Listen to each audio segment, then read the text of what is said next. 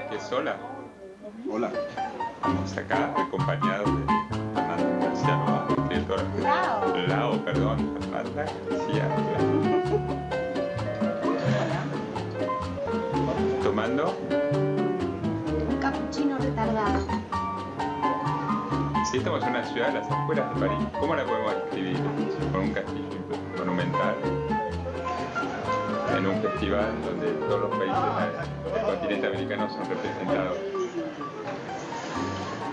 y donde se habla, no sé si el ruido de las cosas al caer el personaje pierde su impotencia, y la idea es saber si después del tratado con el FARC en Colombia lo va a poder recuperar, esa impotencia sexual que... Pues estás mezclando una cantidad de cosas que yo creo que dejarían al pobre personaje todavía más afectado. Me han preguntado mucho en estos días sobre el tratado, sobre las posibilidades de una negociación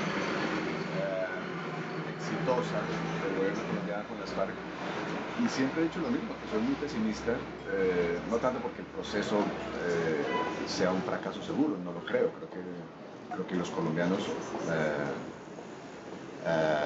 podemos apoyarlo con cierta tranquilidad moral, sino porque la violencia, esto no va a acabar con la violencia en Colombia, la violencia en Colombia no sale exclusivamente de la presencia de la guerra de 40 años,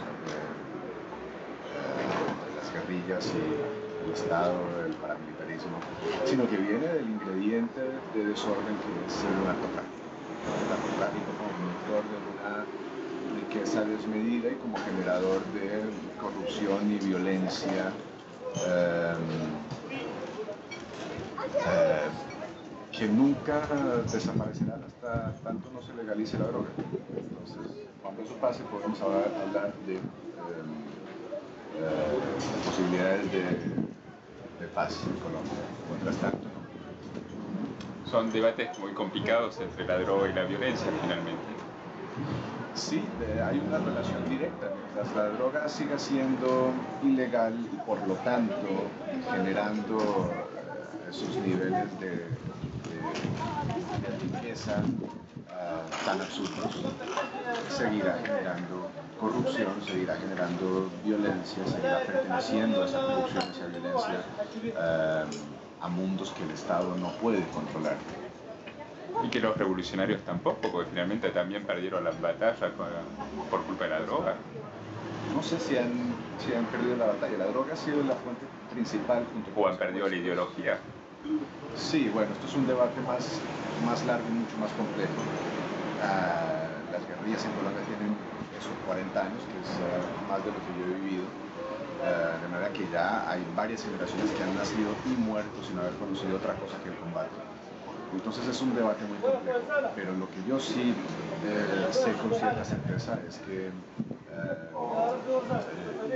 es una guerra que se ha financiado gracias al narcotráfico, parte y parte, no solo porque el narcotráfico financia tanto a la guerrilla como al paramilitarismo, sino porque parte de la violencia, buena parte de la violencia rural en Colombia, se debe a las disputas de los grupos violentos por los terrenos donde se cultiva la droga y por los corredores por los que sale la droga hacia Estados Unidos notablemente.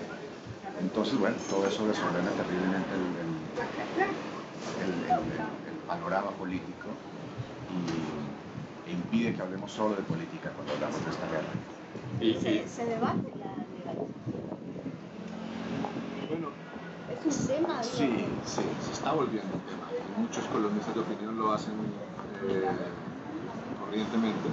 Y además hay una cosa en Colombia, y es algo que no ha ocurrido en casi ningún otro país de Latinoamérica, y es que un presidente en ejercicio ponga el tema sobre la mesa, ¿no? Eso lo hizo el presidente Santos. Las figuras de poder en Latinoamérica que hablan de la legalización son los presidentes retirados, que ya no tienen nada que perder, no tienen votos que perder. Cedillo, Gaviria, etc.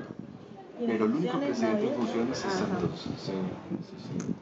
¿Quieres decir que el defecto de las democracias es eso, que finalmente cuando uno ya no se presenta más puede dar sus opiniones. Bueno, se podría hacer todo un estudio. Yo creo que hay gente que ha dicho eso. Yo puedo decirte este dato. El único presidente latinoamericano en ejercicio que ha pedido sin ambigüedades que se ponga sobre la mesa el tema de la legalización de la droga es Juan Manuel Santos. Y eso, ¿Cómo fue recibido eso? bueno, no fue el gran escándalo que hubieran previsto los críticos de esta propuesta, los opositores.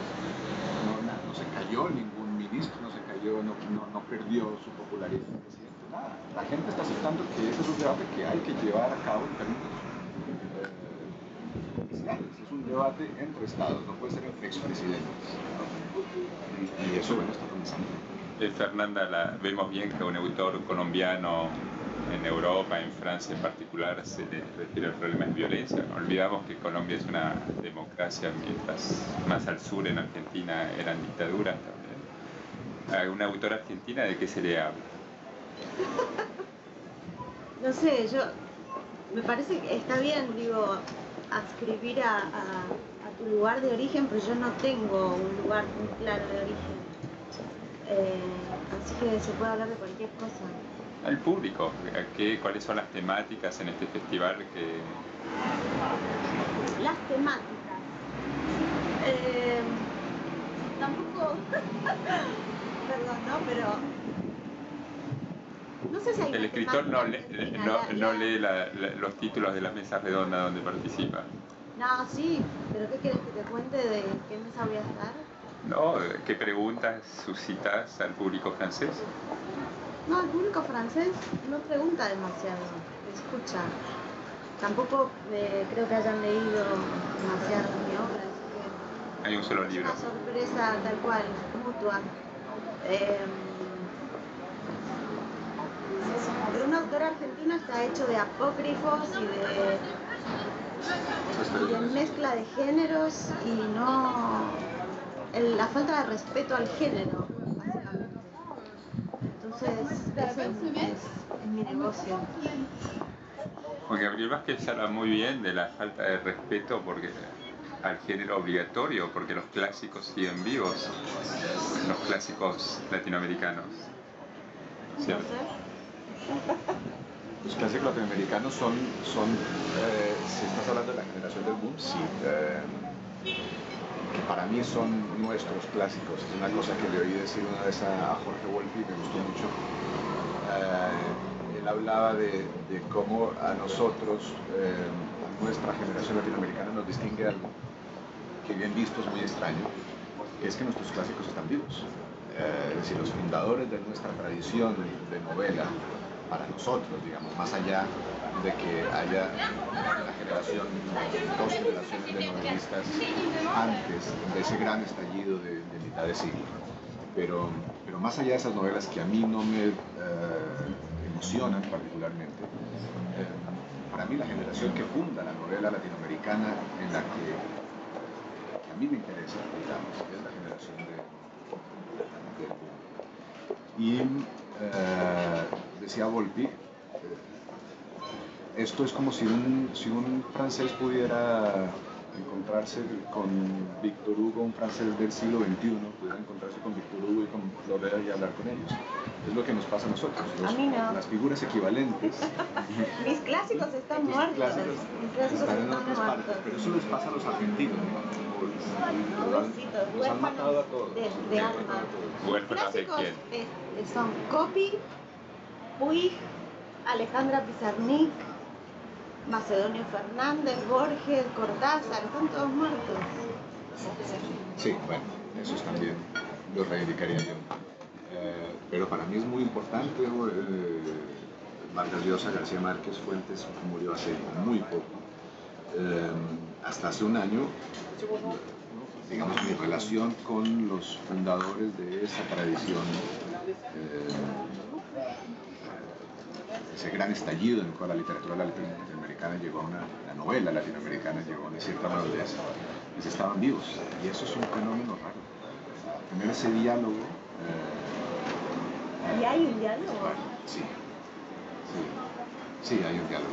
Evidentemente hay muchos escritores de mi generación que tratan de ganar millas despotricando contra el boom o desconociendo abiertamente las virtudes de esa generación.